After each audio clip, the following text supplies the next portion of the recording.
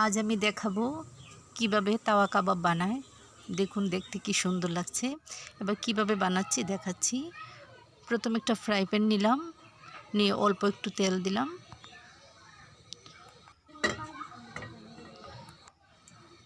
এবারে আমি দারচিনি এবং এলাচ দিয়ে দিলাম।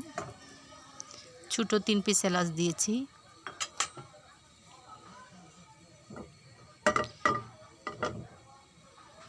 এটা যখন ভাজা হয়ে যাবে তখন দিয়ে দেব রসুন। আমি 1 পিস রসুন দিয়েছি, একটু বড় সাইজের।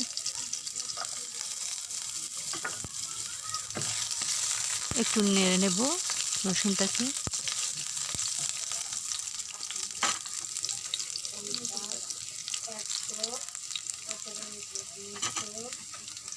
এবারে আমি 5 পিস পেঁয়াজ দিয়েছি, গোটা করে কাটা। এবার আমি লবণ দিয়ে দেব, যাতে ওটা থেকে একটু পানি বের হয়, তাড়াতাড়ি হয়ে যায়। বেশি নাড়ব না, বেশি ভাজতে হবে না ওইটাকে। অল্প একটু ভাজা হয়ে গেলেই আমি অন্যটা দিয়ে দিচ্ছি। এবারে মাংস গোটা করে কাটা 1 বাটি দিলাম, দিয়ে আমি ভালো করে নেড়ে নেব। আমি ব্রয়লারের মুরগি দিয়েছি, কারণ ওইটাতে কোনো পানি দেওয়া লাগে না, সেজন্য ব্রয়লারের মুরগিটা হলে ভালো হয়, সিদ্ধ দিতে হয় না। এবার দিয়েছি আন্দাজ মতো লবণ, মরিচের গুঁড়ো দিয়েছি 1 চামচ, হলুদের গুঁড়ো আধা চামচ, জিরের গুঁড়ো ছোটো সাইজের চামচে 1 চামচ এবং ধনিয়ার গুঁড়ো 1 চামচ। এবার দিলাম আদা বাটা 1 চামচ, দিয়ে আমি ভালো করে এটাকে নেড়ে মশলাটাকে মেশাবো।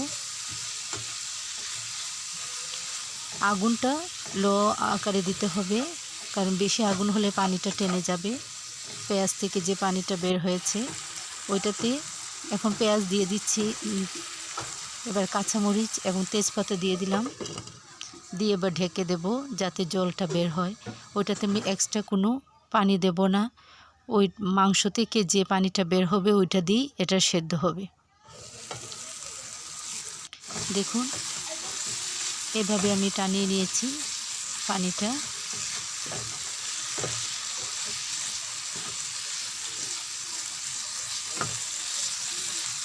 এটা পেঁয়াজ থেকেই পানি বের হবে এবং মাংস থেকেও বের হবে, ওইটা দিয়েই মাংসটা সেদ্ধ হয়ে নেবে। যখন পানিটা শুকিয়ে যাবে তখন দেব।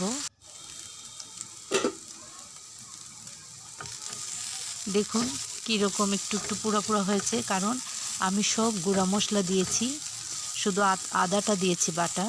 এখানে সব গুঁড়া দিলেই ভালো হয়, কোনো বাটা মশলা দেবেন না। এবারে টমেটো দিয়েছি 1 বাটির চাইতে একটু কম। টমেটোকে নেড়ে নেব।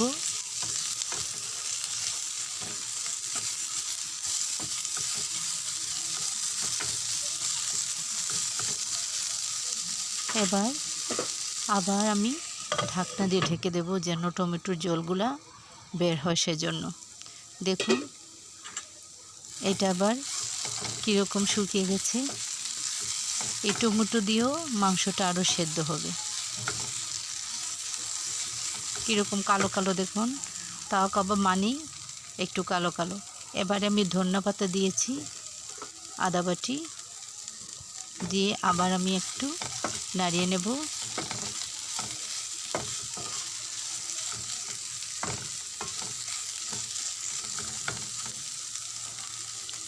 এবার আমি আবার অল্প একটু সময় ঢাকনা দিয়ে ঢেকে দিচ্ছি। দেখুন হয়ে গেল তাওয়া কাবাব। খুব সহজেই, খুব কম সময়েই এই একটা আইটেম বানানো যায়। আপনারা ইচ্ছে করলে লুচি বা রুটি দিয়েও খেতে পারেন, পোলাও দিয়ে খেতে পারেন, ভাত দিয়ে খেতে পারেন, আপনাদের ইচ্ছে। কি সুন্দর একটা ফ্লেভারও বের হয়েছে। যখন আপনারা করবেন তখনই আপনি বুঝতে পারবেন। দেখুন কালারটাও কি সুন্দর হয়েছে। ধন্যবাদ বন্ধুরা।